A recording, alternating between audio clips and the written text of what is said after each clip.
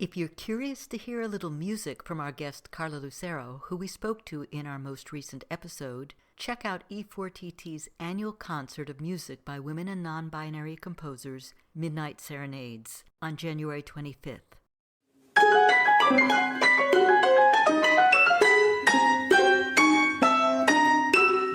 Welcome to For Good Measure, an interview series celebrating diverse composers and other creative artists, sponsored by a grant from the California Arts Council. I'm Nanette McGuinness, Artistic Executive Director of Ensemble for these times. In this week's episode, we continue our conversation with Valerie Liu, who we spoke to in April 2022. You've said that music has an ability to tap into the inner self and be a healing force in people's lives. That's inspiring. Could you tell us more?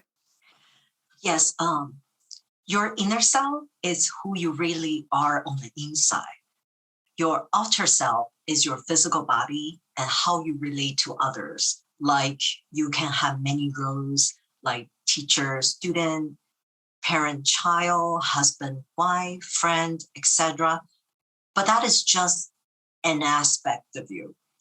Your inner self deals with feelings, emotions, intuition, spirituality, beliefs, fantasies, desire, and purpose. I like composing because music can help me express my inner self. If I work on music for a particular subject, I notice I would need to sort out my own feelings towards that subject. So journeying through, working through music is like therapy for me. It is healing. I often find peace at the end. I'll use Cassandra's piece as an example. In the closing section, music is reflecting living alone with your gift, like Cassandra. After going through all the drama in each section, I experience a closure here. A closure tells me that it is okay to be alone, like her, just me and my voice. Wow. Yes. So I find that very healing. Yeah. Healing for the composer, and then healing for the people who take the journey listening to your music. Yes, my hope for that too is I can provide healing towards others through music somehow. Yeah. Different than nursing, though. Yeah. Where you're very hands-on. Yeah. That's interesting how it's the flip sides of the same coin. So you were healing the body, and now you're healing the mind and the spirit. Yeah. What are your current artistic goals or projects you're working on? It is interesting that recently there is an opportunity that actually met one of my artistic goals because I want to somehow work with the community. A newly established religious association in Taiwan approached me and asked me to be their music consultant, as well as composing music for the association. And I just agreed to it. This is a nonprofit organization. They have several objectives to reach out to the community. For instance, I just really love some of the things they have planned to help out the community. For instance, they seek to provide support for families that lack of resources to let their kids continue with their education during the pandemic. They seek to provide support to troubled youth. They seem to be a bridge between the government and many small religious groups to solve problems like temple reservation or relocation. I'm very excited about this. If they need music advice, we can all meet online. If any youth needs help talking to someone, I can meet with them online as well. For their association pieces, I will be working with the lyricist. They're planning all the things, and then they're hoping to start one of their community projects in the upcoming year. Because right now it's because of the pandemic, right. They're just being really careful, but they're planning something that is coming up this year. What has it been like composing during the pandemic?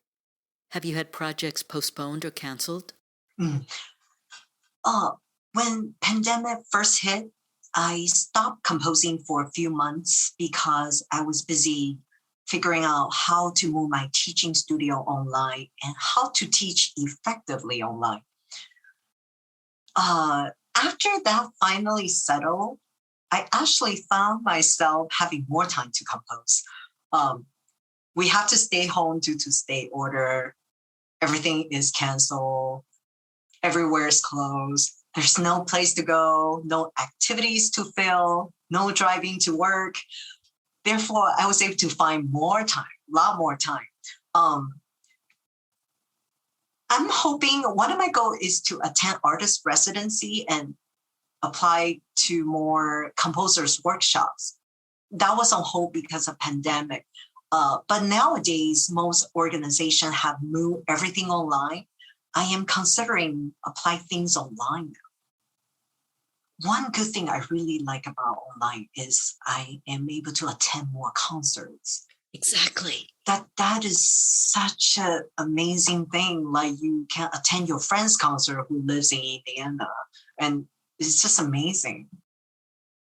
What advice would you give to someone who wants to become a composer in today's world and these times, whether as a career change or not? I say do it. Do it because you feel an urgency calling you to do it. I remember for me, it's like I cannot not do it. I envision it frequently. I dream it constantly. The calling inside is growing stronger every day that I can't help it but to pursue it. But on the practical side, I feel that it is kind of hard to make a living as a career choice just as a composer. Because it is often project-based and you need a lot of networking. Therefore, you pursue it because you are driven by passion, not by money.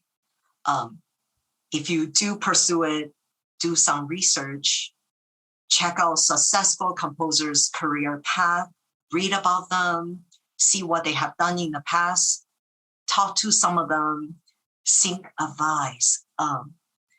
If this is something you're destined to do, pursue it with all your heart.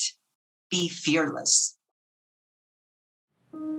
Thank you for listening to For Good Measure, and a special thank you to our guest, Valerie Liu, for joining us today. If you enjoyed this episode, please subscribe to our podcast by clicking on the subscribe button and support us by sharing it with your friends, posting about it on social media, and leaving us a rating and a review. To learn more about E4TT, our concert season online and in the Bay Area, or to make a tax-deductible donation, please visit us at www.e4tt.org. This podcast is made possible in part by a grant from the California Arts Council and generous donors like you. For Good Measure is produced by Nanette McGuinness and Ensemble for These Times and designed by Brennan Stokes, with special thanks to audio engineer extraordinaire Stephanie Neumann. Remember to keep supporting equity in the arts and tune in next week for Good Measure.